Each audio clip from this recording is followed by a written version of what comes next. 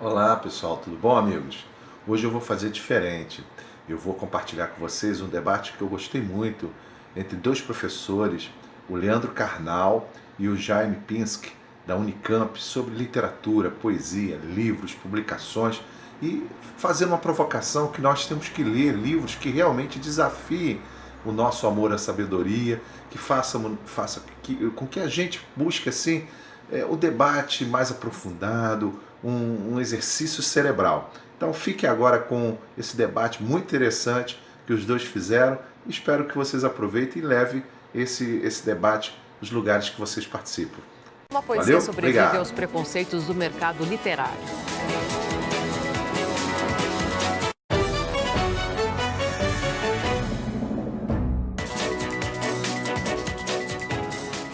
E agora que tal falarmos um pouquinho de poesia para tentar esquecer, pelo menos por alguns instantes, desse momento terrível que o país atravessa.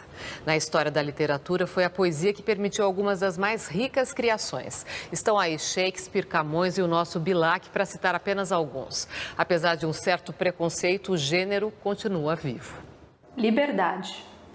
Ai, que prazer, não cumprir um dever, ter um livro para ler. Violeta é uma professora de yoga e admiradora da literatura, principalmente de poesia. É uma forma de compartilhar a vida, eu acho, a escrita. Toda vez que eu leio, como se eu estivesse entrando no universo da outra pessoa. Se a leitura no Brasil já é coisa rara, quando se fala em poesia, então...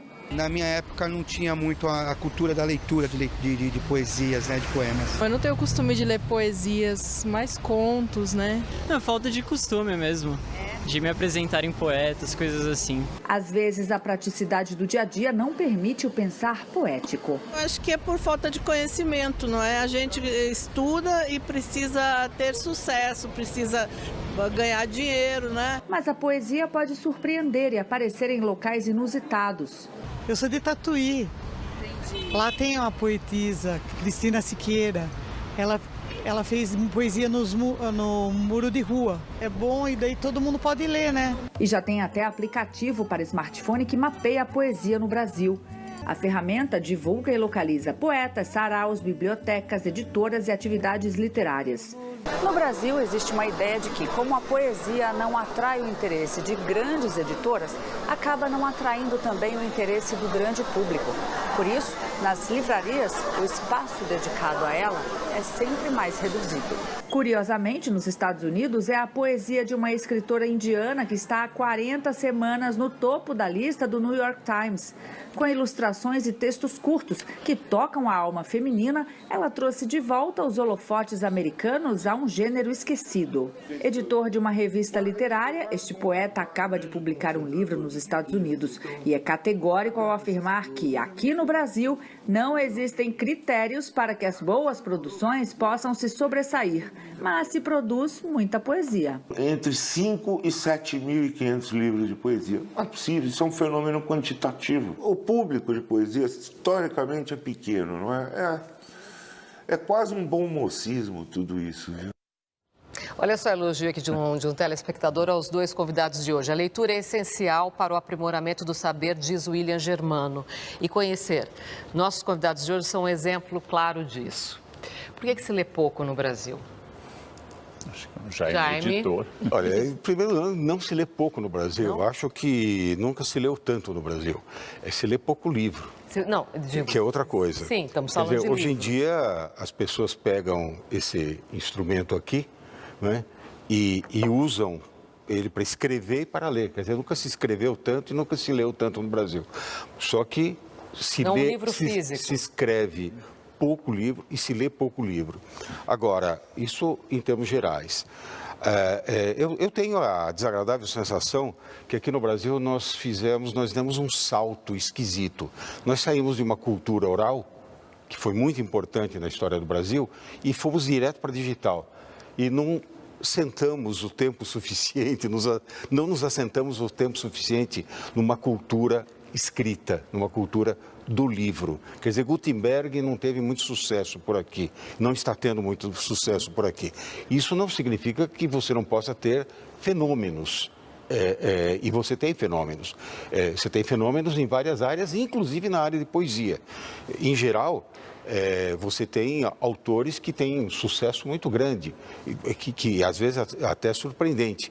A pessoa que está ao meu lado, por exemplo, meu velho amigo e colega da Unicamp, ex-colega da Unicamp, Leandro Carnal, é um exemplo disso. É um autor que vende muito bem, tem leitores fiéis que procuram os livros dele, etc. Então, esse tipo de coisa ainda existe no Brasil.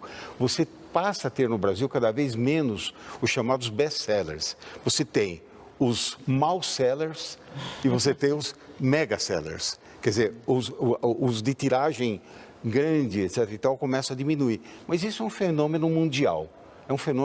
Este é um fenômeno mundial. Há sucessos que são mundiais e que ocorrem na área do livro em todos os lugares. Mas com relação à poesia que foi tratada agora vamos falar de poesia. A poesia está adormecida no Brasil? Agora vamos falar de poesia especificamente, porque livro, ao contrário do que muita gente imagina, cada área é totalmente diferente da outra. Por exemplo, livros religiosos são um setor totalmente distinto de livro infantil. O livro universitário é totalmente diferente de poesia. São mercados completamente diferentes. A poesia. Ora, eu sou da geração em que alguns poetas, eram famosos, mas eu não estou falando simplesmente de Carlos Drummond de Andrade, Vinícius de Moraes, Manuel Bandeira. Eu estou dizendo, dando exemplo, por exemplo, de um catarinense chamado Lindolf Bell. Lindolf Bell, que aqui talvez vocês não conheçam, mas na época era coqueluche. O homem ia de cidade em cidade, não é? Lendo suas poesias, ou declamando suas poesias, porque ele sabia de cor, e conquistando os corações das moçoilas de todo o Brasil. Era uma coisa impressionante. Ele tinha um cabelão, etc. Era um moço bonito, né? E fazia um sucesso enorme. Esse tipo de sarau literário ainda existia nos anos 50, nos anos 60. Né? Com os anos 60, ele vai sumindo. E a poesia passa a ter um caráter, entre aspas, marginal. Agora, me perguntam, por que as editoras não publicam poesia? Ora, editoras privadas, elas são empresas.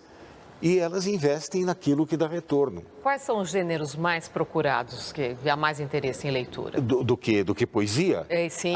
Cada área tem gêneros totalmente diferentes. Você tem desde autoajuda, por exemplo, que é um gênero que tem muito sucesso, como você tem livros de guerra, por exemplo. Uhum. Existem leitores fiéis sobre livros de guerra. Você tem livros técnicos que são muito utilizados na área de administração. Então, você tem os mais diversos gêneros. E, dentro de ficção, você tem romances. Hoje em dia, contos e poesia estão em baixa e romances permanecem no estágio bom. Isso significa que qualquer romance vende? Não. Significa que alguns têm muito sucesso, outros dão prejuízo para as empresas. Agora, publica-se menos poesia? Não. A sua matéria deixa isso muito claro. O que acontece é que a poesia é publicada pelos próprios poetas. Os poetas se juntam, às vezes fazem uma coletânea, arranjam uma editora de autopublicação.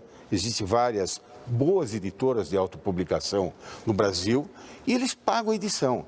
E aí fazem um lançamento supimpa. Um lançamento sensacional.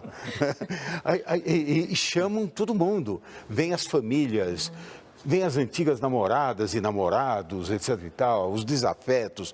Vem todo mundo dos 5 autores daquela coletânea de poesia. E o lançamento é um sucesso e com isso eles conseguem pagar o custo do investimento, o que é uma coisa muito bacana. Então, poesia é uma área que existe, mas que tem um mercado com características próprias. Carnal, eu queria convidar você para essa conversa aqui. Como é que você analisa essa questão da leitura, né? O brasileiro e a leitura e livros, né? Vamos voltar à questão da poesia. A poesia é o laboratório da língua, a poesia é sempre uma zona de fronteira, de vanguarda, e a poesia sempre apresenta uma construção que tem certa musicalidade ou uma certa filosofia interna que torna, às vezes, a leitura poética distinta da leitura, por exemplo, de um romance. Agora, se eu perguntasse ao brasileiro não letrado, aquele que não foi à faculdade, que tem um nível médio ou baixo, quais os trechos que ele sabe de cor, provavelmente ele citaria apenas poesia. O nosso mais famoso poema agrário, Batatinha Quando Nasce, por exemplo, está na cabeça das pessoas. Qual outro trecho de um romance, de um conto, essa pessoa saberia, né? A poesia nas canções de roda, a poesia que rima das coisas mais simples, até grafites de banheiro pornográficos com rimas, estão muito presentes. O que está faltando na nossa leitura é especificamente aquilo que formou uma geração inteira, que é a capacidade de enfrentar livros complexos, livros clássicos, livros que impliquem uma ginástica mental, livros que não sejam tão sedutores, livros que não nos perguntem a cada capítulo o que eu quero ler, mas livros que me enfrentem, que olhem para mim e digam, tanto faz se você gostar de mim ou não, porque eu sou o livro,